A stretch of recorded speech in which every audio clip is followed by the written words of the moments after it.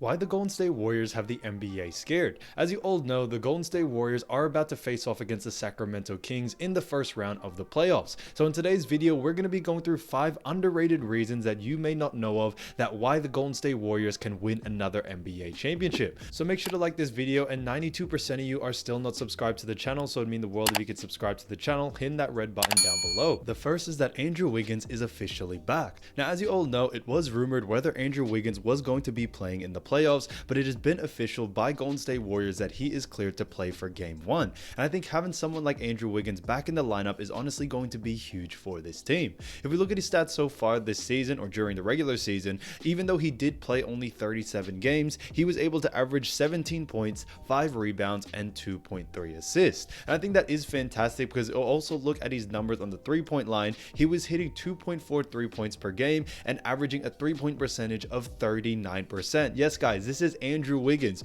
who in his first season with the Minnesota Timberwolves, or his rookie season, he was only averaging 26% from the 3. So he has honestly improved so much ever since he has become a Golden State Warrior, and I think it is fantastic to see all of his numbers go up even further. If we look at his effective field goal percentage, if we compare it to his rookie season, he was only averaging 45% as an effective field goal percentage, and this season, guys, he was averaging 55. So a 10% increase, which is honestly massive. But I do think in other terms of Andrew Wiggins, obviously he provides that defense that no other player in this team can do. Andrew Wiggins was given the assignment last season, and especially during the NBA championship, to guard the best player on the other team and do it on both ends. Whether he's hitting threes or whether he's defending the best player, he was able to do both, and he was able to be that 3-and-D guy that they definitely needed. Now, Wiggins obviously has that capability to do it again this season, and I think that's why it is so great to have him back in the lineup because of what he provides.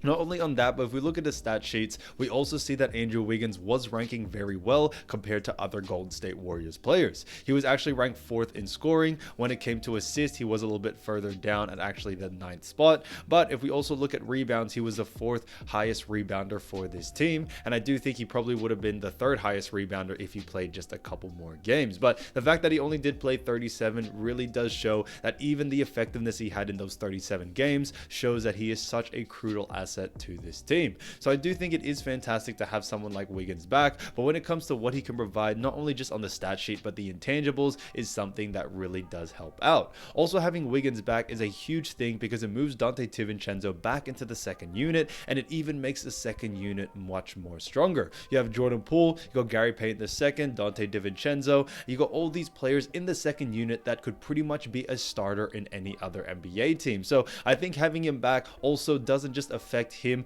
and also the starting lineup for the Warriors, but it also has a massive effect on the Golden State Warriors second unit, which I think is what's most important. Having a full team of 12, 13, 14 players that can all play and pretty much give you a bucket is so important, especially when it comes playoff or championship time. You need all the players to play well, and that's definitely what the Golden State Warriors have right now. The second is that Klay Thompson is back to his full self. And I think this is something that is so important, but a lot of people have said that Klay Thompson hasn't been his same ever since his major injury, but it's starting to look like, especially in the most recent game in the regular season against the Portland Trail Blazers, that Klay Thompson is back to being an absolute beast on the 3. If we look at his stats so far this season, he was shooting 22 points a game. He was also averaging 4 rebounds and also 2.4 assists, which was fantastic to see. But a lot of people did have to say that where we saw a huge decrease in Klay Thompson was definitely as an effective field goal percentage. Last season, when he did come back, but a lot of people said he wasn't the same, he was averaging 52% as an effective field goal percentage. Now, this season, he averaged 56% effective field goal percentage, and the last time he put up those types of numbers was in the 2015 and 2016 Golden State Warriors era. So that is pretty much peak Klay Thompson, and he is back not only just scoring the same amount, but also doing it in the same efficiency as well. I think it is fantastic to have Klay Thompson back in action. Yes, he may not be the same speed as he was or be able to guard the best player on the other team, but that's what Andrew Wiggins is for, and the fact that Wiggins is back is also great to see. And on top of that, I do think Klay Thompson, when it comes to his capabilities on the three ball, it has never changed. He's shooting 41% from the three, which is fantastic, and the last time he put up those numbers was back in 2016 and 2017 season, which is peak Klay Thompson. So I think it is fantastic to see what he has done and how he has been able to bounce back ever since his knee and Achilles injuries, and they were on back-to-back seasons, and the fact that his second season back, he has been able to really push forward and push even further has been great for Klay Thompson, but also for the Golden State Warriors as a whole. If you look at the lineup, you have both of the best shooters in the world in Steph and Klay in the same team, and Klay Thompson this season also was able to hit 300 plus three-pointers in a season, and he now becomes the third player to ever do this feat. So, Klay Thompson has definitely turned it up this season, and I think it is fantastic to have him back, not only just back with the roster, but also back to being his full self. He was actually the second highest scorer in this team, right behind Klay, and also when it came to rebounds, he did provide a lot of rebounds as well from time to time, which I think was really good to see. But Klay Thompson can still play very good defense. I know he may not be the same speed and may not be able to jump as high. Like, it's not like Klay Thompson was jumping as high, but he used to be the main defender for this team. But I think it is fantastic that they have gotten someone like Andrew Wiggins to really help him out. But don't get me wrong, Klay Thompson can play great defense, and you also got other defensive players in this team such as Dante DiVincenzo, Gary Payton II. The list really does go on, and they can really have Klay Thompson focus on scoring and focus on shooting a three ball, which is what he does best. The third is the Golden State Warriors strategically gave themselves the easiest road to the finals, and I think this is something that a lot of people have slept on. But if we look at the playoff bracket, we definitely see that the Golden State Warriors have the upper hand and can have the easiest chance to get to the NBA Finals. If we look at so far, they're versing the Sacramento Kings in the first bracket, and obviously Sacramento are the least experienced team out of all of these NBA teams that made for the Western Conference. So Sacramento was the matchup that they wanted, and it's also in the same tree. Whoever wins that series, which is probably going to be Golden State Warriors, let's not lie about it, they are going to be versing a team rather than Memphis Grizzlies or the LA Lakers. Now, if we look at the other side of the bracket, we have Denver, Minnesota, Phoenix, and LA. So those teams are a lot more tougher than Golden State Warriors versus Sacramento, Memphis, and LA. If Memphis and LA, whoever it really is, it really doesn't matter. However, let's say hypothetically Memphis make it through. Yes, Golden State Warriors and Memphis have a bit of a rivalry, which I think will be a great playoff bracket. However, on top of that, guys, it is much more easier to verse one of those teams, Memphis and LA, versus someone like the Denver Nuggets, who came first this Western Conference, and also someone like the Phoenix Suns that have added Kevin Durant during the season. The reason why you want to prolong and wait until to verse these bigger teams in the conference finals or things like that is because there could be injuries into play. They could be a lot more tired as the playoffs go on because it is a very strenuous time, and because of that, Golden State Warriors honestly have an easy road to the finals. And I'm not saying that if the Warriors win a championship, then it was just an easy road for them to get into the finals, but I do have to say that it looks like the Golden State Warriors definitely did this on purpose to be 6th place in order to be put in a bracket where they have the best chance of actually winning.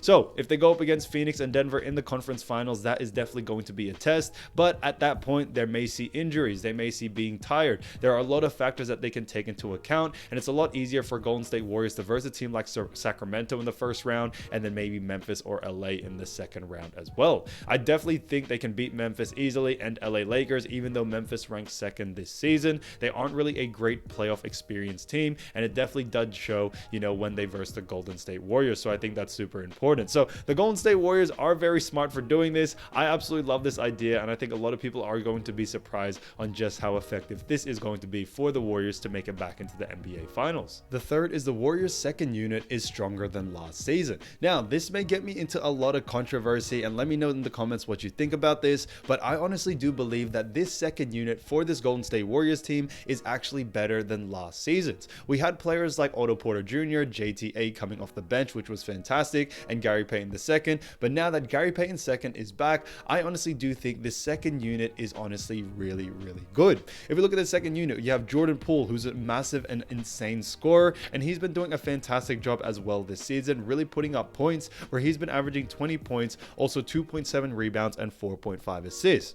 We also have next Dante DiVincenzo, who's now moving into the second unit due to the fact that Andrew Wiggins is back. He's been averaging 9.4 points, 4.5 rebounds, and 3.5 assists. Now, with Dante DiVincenzo, what really makes him special is not really on the stats, but his defensive ability. I am telling you right now, you definitely see the amount of great defense that he plays on a day in and day out basis. He was able to lock up such great players in certain stretches, and he did a fantastic job. There was one time against Damian Lillard where Klay Thompson was guarding Lillard. Dante DiVincenzo decided to switch and be like, I'll guard him instead, and DiVincenzo didn't let him score 1 point for the next 4 minutes. So DiVincenzo in spurts is able to give you such great defense. It's honestly going to be insane to see in this NBA playoff series. And we also look at other players like Gary Payton II, who's back. He's always been fantastic and will continue to do what he does best. I think what's most important for him is to get back to being absolutely healthy. And then you also have other players like JaMychal Green, who's playing that veteran role, who's been averaging 6.4 points and 3.6 rebounds. But if we look at the whole team in general, when it comes to that second unit, you also have other players, since there are